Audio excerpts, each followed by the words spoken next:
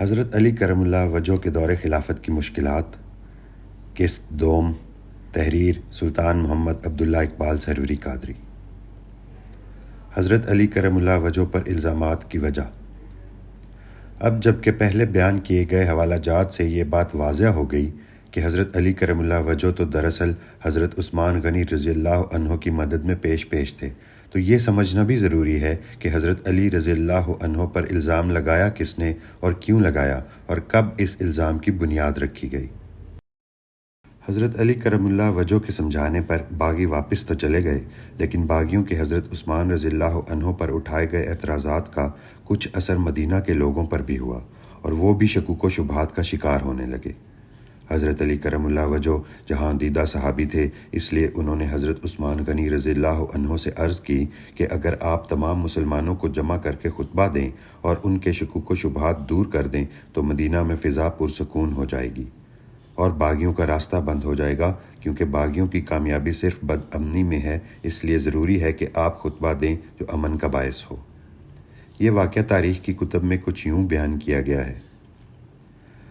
مدینہ طیبہ پر جب باغیوں نے پہلی بار شورش کی تو 600 شورش پسندوں نے عمرہ کے بہانے مدینہ طیبہ کا رخ کیا۔ شورش پسندوں کے مدینہ کے قریب پہنچنے پر حضرت عثمان رضی اللہ عنہ نے سیدنا علی کرم اللہ وجہ سے کہا کہ ان کی مدینہ داخل ہونے سے قبل ہی سمجھا بجھا کر واپس بھیج دیا جائے۔ سیدنا علی کرم اللہ وجہ نے 30 صحابہ کرام کی میت میں شورش پسندوں کے پاس جا کر انہیں سمجھایا اور انہیں واپس بھیج دیا، اور جو کچھ ان لوگوں نے حضرت عثمان غنی رضی اللہ عنہ پر اعتراضات اٹھائے ان کے شافی جوابات دیے۔ بعد میں حضرت علی کرم اللہ وجہ نے امیر المومنین کو اس کی اطلاع دی اور کہا کہ آپ رضی اللہ عنہ کو لوگوں کو جمع کر کے خطبہ دینا چاہیے۔ کتاب امیر المومنین سیدنا علی رضی اللہ عنہ، صفحہ 274-275۔ پھر حضرت عثمان رضی اللہ عنہ نے حضرت علی کرم اللہ وجہ کے کہنے پر ایک خطبہ دیا جس کے متعلق ابن کثیر نے لکھا ہے، حضرت عثمان رضی اللہ عنہ کی آنکھوں سے آنسو جاری تھے اور سب مسلمان بھی زار و قطار رو رہے تھے۔ تاریخ ابن کثیر، جلد 4، حصہ 7، صفحہ 174۔ ابن خلدون اس خطبے کے متعلق لکھتے ہیں، یہ کہہ کر امیر المومنین خود بھی روئے اور حاضرین بھی رو پڑے۔ کتاب ابن خلدون، جلد 2، حصہ 1، صفحہ 375۔ کتاب خلفائے راشدین، صفحہ 137 پر سلطان العاشقین حضرت سخی سلطان محمد نجیب الرحمن مجز اللہ الاقدس لکھتے ہیں، حضرت عثمان رضی اللہ عنہ نے حضرت علی کرم اللہ وجہ کے مشورے سے عام مسلمانوں کے سامنے ایک تقریر کی اور پھر آئندہ کے لیے اپنے طرز عمل کی وضاحت کی۔ اس تقریر کا لوگوں پر بڑا اچھا اثر ہوا اور ان میں سے اکثر ان کی تقریر سن کر رو دیے۔ اگر اس خطبے کے اثر کی بات کی جائے تو اس ایک خطبے کی وجہ سے باغی 3 ماہ تک مدینہ سے دور رہے، کیونکہ اس خطبے کی وجہ سے اہل مدینہ کے سب شکوک دور ہو گئے اور اس طرح کوئی بھی باغیوں کی مدد کرنے پر آمادہ نہ ہوا۔ باغیوں نے کافی بار اہل مدینہ کو چھپ کر پیغام بھجوایا کہ حضرت عثمان رضی اللہ عنہ کے خلاف ان کی مدد کریں، لیکن کوئی آمادہ نہ ہوا اور جواب دیا کہ امیر المومنین ہمیں عام خطبے میں تم لوگوں کی حقیقت بتا چکے ہیں۔ یہ سب صرف اور صرف حضرت علی کرم اللہ وجہ کی وجہ سے ممکن ہو سکا۔ اگر حضرت علی رضی اللہ عنہ معاذ اللہ باغیوں کے مددگار ہوتے تو ان کا راستہ کیوں بند کرتے؟ حقیقت تو یہ ہے کہ وہ حضرت علی کرم اللہ وجہ کو اپنا سب سے بڑا دشمن گردانتے تھے۔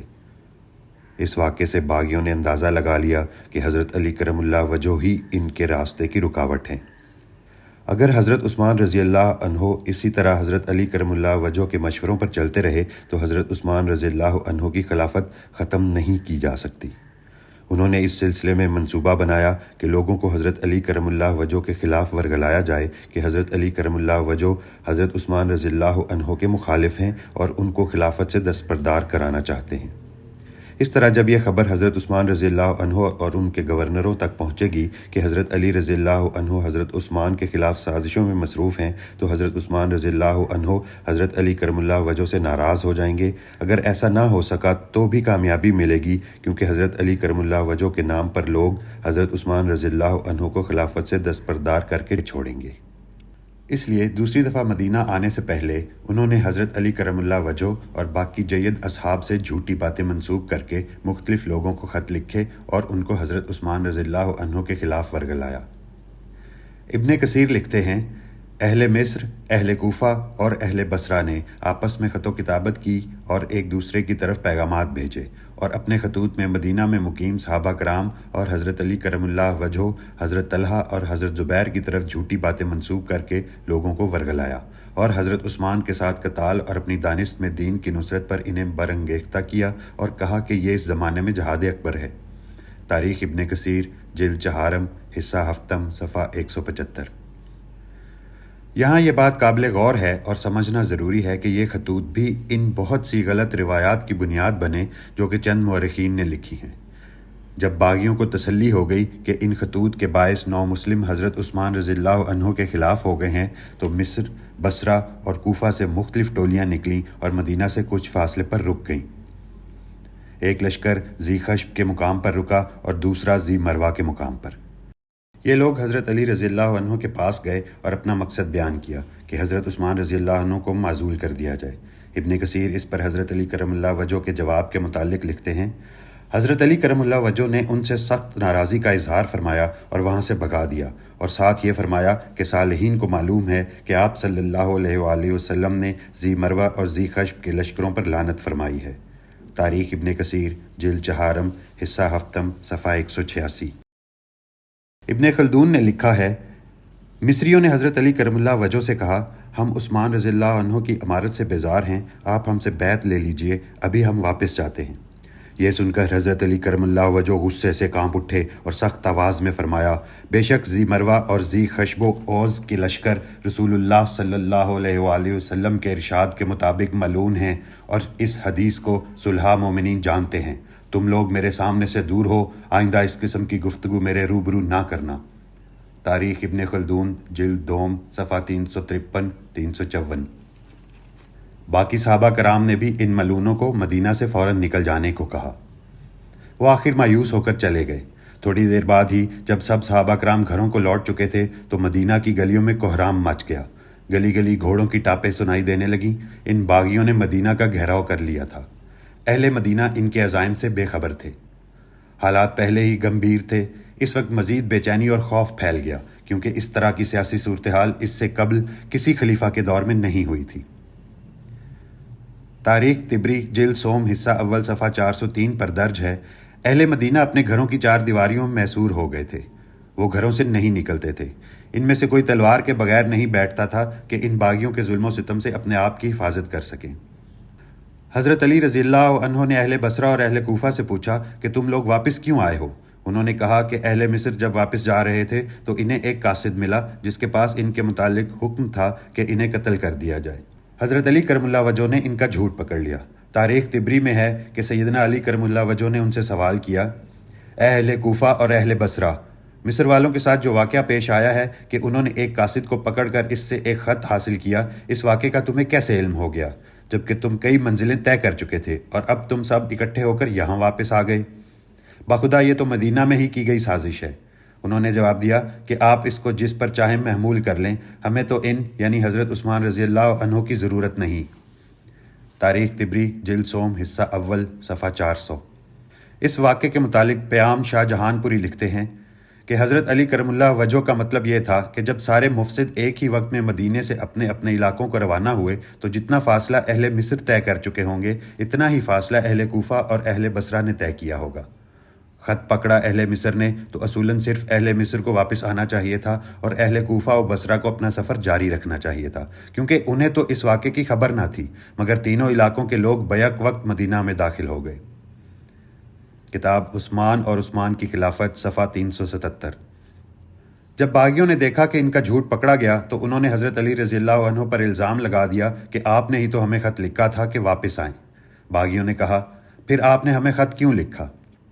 حضرت علی رضی اللہ عنہ نے ان کے جواب میں فرمایا، باخدا میں نے کبھی تمہاری طرف خط نہیں لکھا۔ تاریخ طبری، جلد سوم۔ ان واقعات سے ثابت ہوتا ہے کہ حضرت علی رضی اللہ عنہ کے خلاف اہل بصرہ، اہل کوفہ اور اہل مصر نے سازش کی۔ باغیوں کی انہی کوششوں کی وجہ سے لوگ ایسی روایات بیان کرتے ہیں جن کا دور دور تک حقائق سے تعلق ہی نہیں۔ عبداللہ بن سبا ایک یہودی تھا جس نے اسلام کا لبادہ اوڑھ رکھا تھا۔ اس نے حضرت عثمان رضی اللہ عنہ کے دور میں اسلام قبول کیا۔ اس کا مقصد اسلام کا اتحاد ختم کرنا تھا۔ یہ مختلف عقائد و نظریات کی مدد سے مسلمانوں کو آپس میں لڑانے کی کوشش کر رہا تھا۔ اس نے حضرت علی کرم اللہ وجہ کا نام استعمال کیا اور حضرت علی کرم اللہ وجہ کے لیے تحریک شروع کی کہ انہیں خلیفہ ہونا چاہیے۔ اس نے موقف اختیار کیا کہ حضرت علی کرم اللہ وجہ ہی آپ صلی اللہ علیہ وآلہ وسلم کے وصی تھے، اس لیے کسی کو حق نہیں پہنچتا کہ وہ مسند خلافت پر براجمان ہو۔ اس نے کمزور عقیدہ نو مسلموں کو اپنے ساتھ ملایا اور حضرت عثمان رضی اللہ عنہ کے خلاف کھڑا کر دیا۔ جن لوگوں کو اس لائن کی حقیقت معلوم نہ تھی اور جو دور دراز کے علاقوں میں رہائش پذیر تھے، وہ یہ سمجھنے لگے کہ حضرت علی کرم اللہ وجہ ہی معاذ اللہ لوگوں کو حضرت عثمان رضی اللہ عنہ کے خلاف ابھار رہے ہیں اور خلافت پر قبضہ کرنا چاہتے ہیں۔ نہ صرف یہ بلکہ عبداللہ بن سبا خود بھی یہ مشہور کرتا کہ اسے حضرت علی کرم اللہ وجہ کی طرف سے مدد ملتی ہے، تبھی وہ یہ کر رہا ہے۔ اس طرح اس ملعون نے امت کو تقسیم کیا اور حضرت علی کرم اللہ وجہ پر بہتان لگائے۔ اسی پروپیگنڈا کا شکار کچھ مورخ بھی ہوئے اور انہوں نے لکھا کہ حضرت علی کرم اللہ وجہ خلافت چاہتے تھے۔ یہ حضرت علی کرم اللہ وجہ کی شان میں بہت بڑی گستاخی ہے۔ اللہ اس سے سب کو بچائے، آمین۔ اس کا تفصیلی ذکر اگلے ابواب میں آئے گا، جہاں سیر حاصل بحث کی جائے گی کہ کس طرح حضرت علی رضی اللہ عنہ تو ہمیشہ خلافت کی باغ ڈور سنبھالنے سے کتراتے رہے، یہاں تک کہ آپ کو مہاجرین و انصار نے مجبور کر دیا۔ جب باغی مدینہ واپس آ چکے تھے تو جمعہ کے روز حضرت عثمان رضی اللہ عنہ مسجد تشریف لائے اور خطبہ دینا شروع کیا تو ایک لائن ججاح نامی شخص کھڑا ہوا اور حضرت عثمان کو برا بھلا کہنے لگا۔ اس لائن نے آپ رضی اللہ عنہ سے عصا کھینچا۔ یہ وہ عصا تھا کہ جس سے خطبہ کے دوران نبی اکرم صلی اللہ علیہ وآلہ وسلم ٹیک لگایا کرتے تھے۔ آپ صلی اللہ علیہ وآلہ وسلم کے بعد حضرت ابوبکر رضی اللہ عنہ کے زیر استعمال رہا، پھر حضرت عمر رضی اللہ عنہ اور پھر حضرت عثمان رضی اللہ عنہ کے پاس آ گیا۔ ججا لائن نے وہ عصا کھینچا اور گھٹنے پر رکھ کر توڑ دیا۔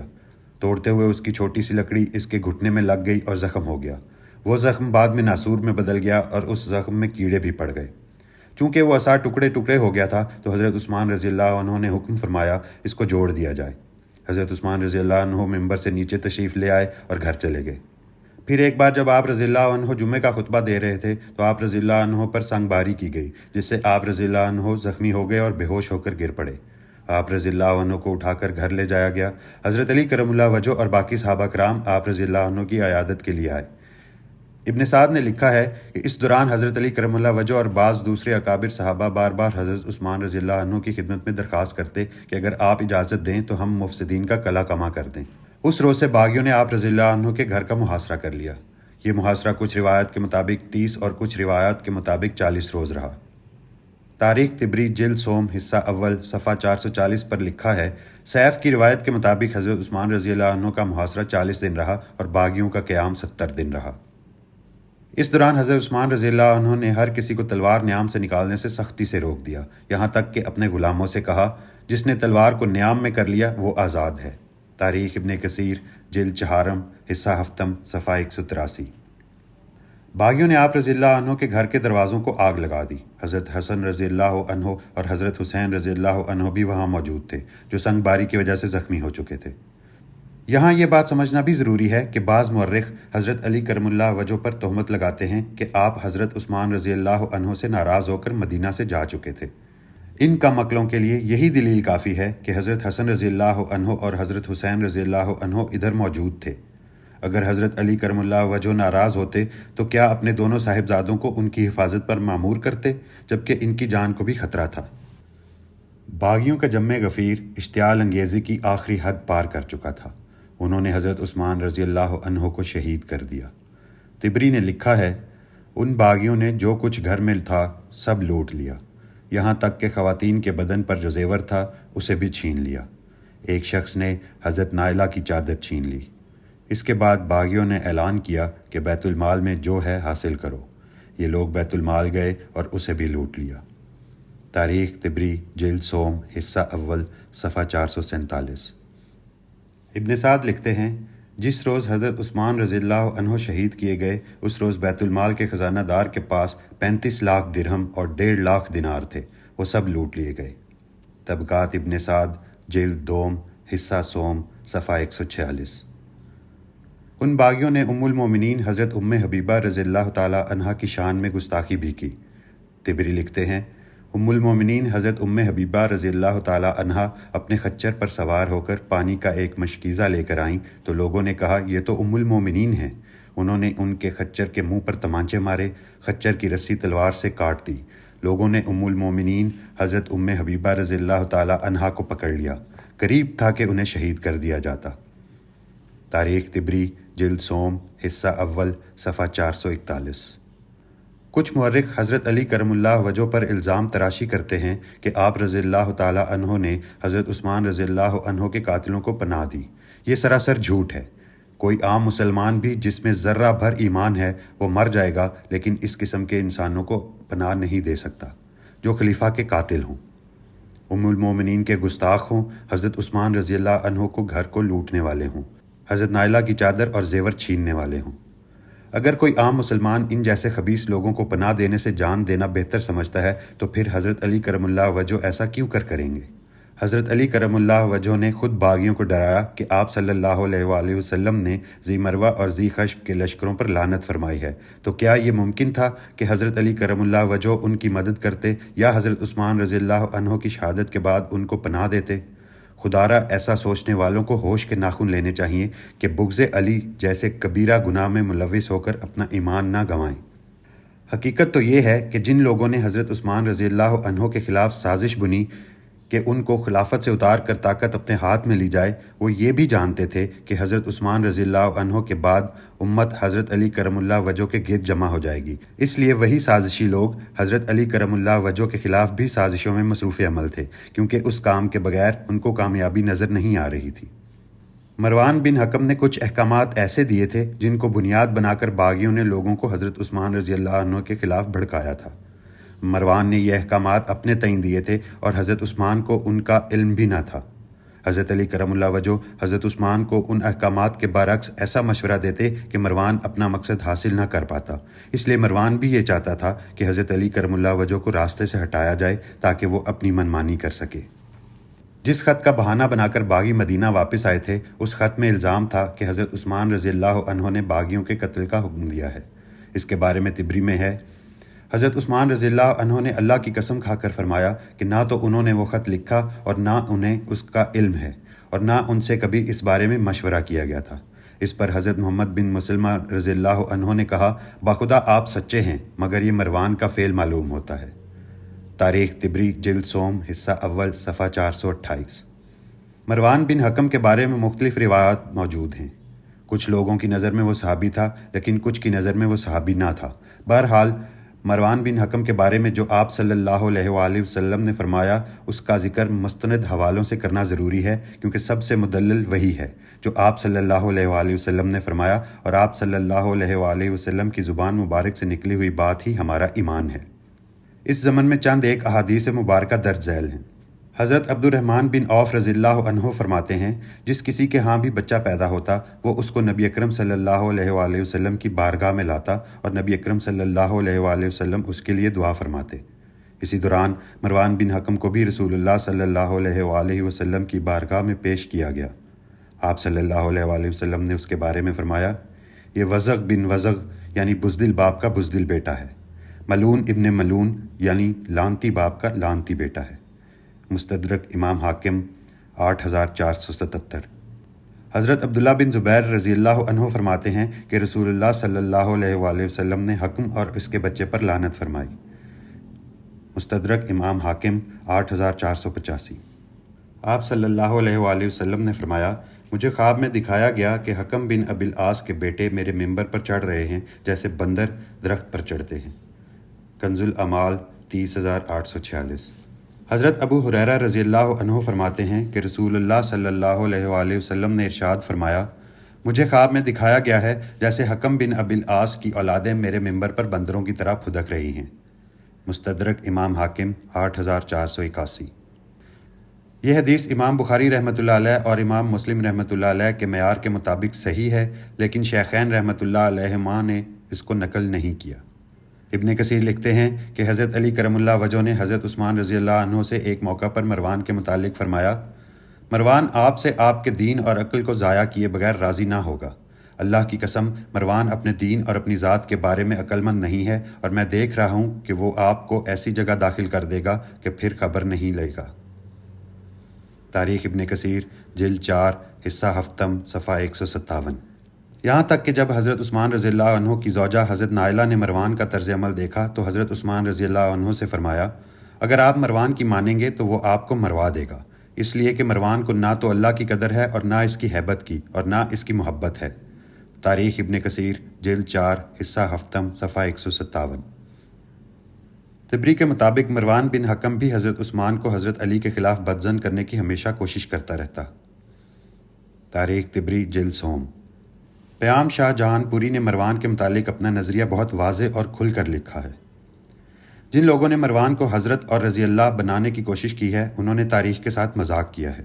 جہاں تک ان روایتوں کا تعلق ہے جن سے مروان کی فضیلت ثابت کی جاتی ہے تو ایسی روایات کس کے حق میں موجود نہیں؟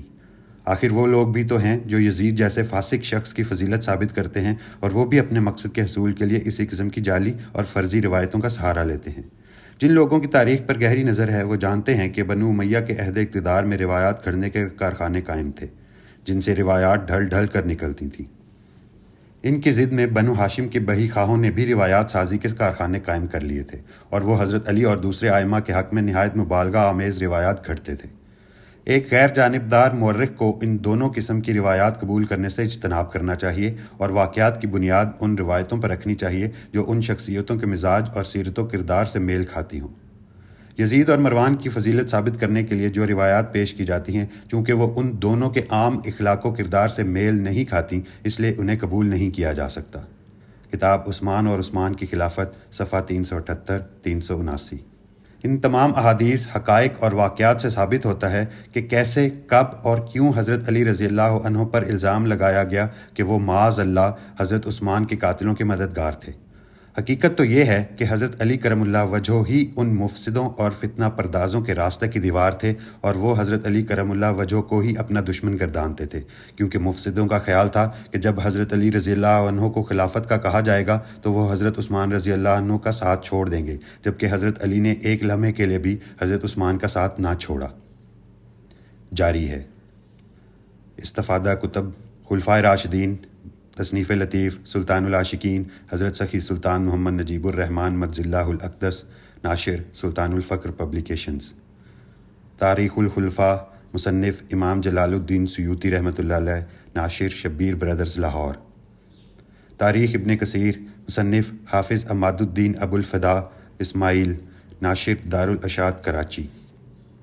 تاریخ طبری، مصنف علامہ ابی جعفر محمد بن جریر الطبری، ناشر نفیس اکیڈمی کراچی۔ تاریخ ابن خلدون، مصنف علامہ عبد الرحمن ابن خلدون، نفیس اکیڈمی کراچی۔ طبقات ابن سعد، مصنف محمد بن سعد، نفیس اکیڈمی کراچی۔ انساب الاشراف، مصنف ابو الحسن احمد بن یحییٰ بن جابر بن داؤد۔ علی اور ان کی خلافت، مصنف پیام شاہ جہان پوری، اشاعت 1956۔